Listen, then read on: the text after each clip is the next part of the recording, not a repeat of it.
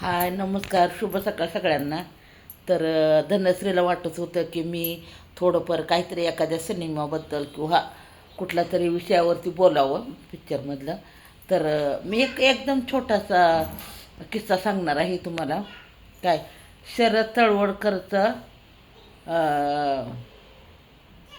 दादा कोंडक्यांनी कशी फजिती केली त्याबद्दल सांगणार आहे मी थोडंसं.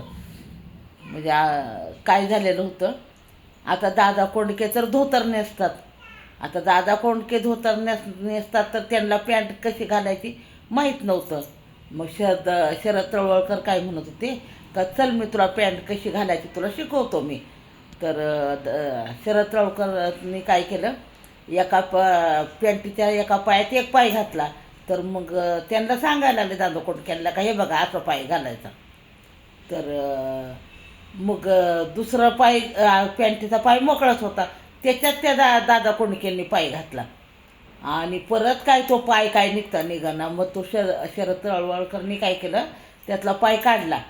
आणि मग दादा कोंडके काय म्हणले, असंही वय हे तर सोपंच आहे की म्हणले. आणि दादा कोंडकेंनी काय केलं, शरद तळवळकर ती पॅन्ट घेतली आणि गेले पळून. आणि ते बसले आपले तसेच. तर असे छोटे छोटे किस्से तुम्हाला ऐकायला आवडतील का मला नक्की सांगा. असे छोटे छोटे किस्से किंवा एखादा मोठा पण व्हिडिओ येऊ शकतो, दादा कोंडके असू द्या किंवा कुठलाही नट असू द्या. मला जसं जसं आठवलं तसं मी सांगायचा प्रयत्न करत.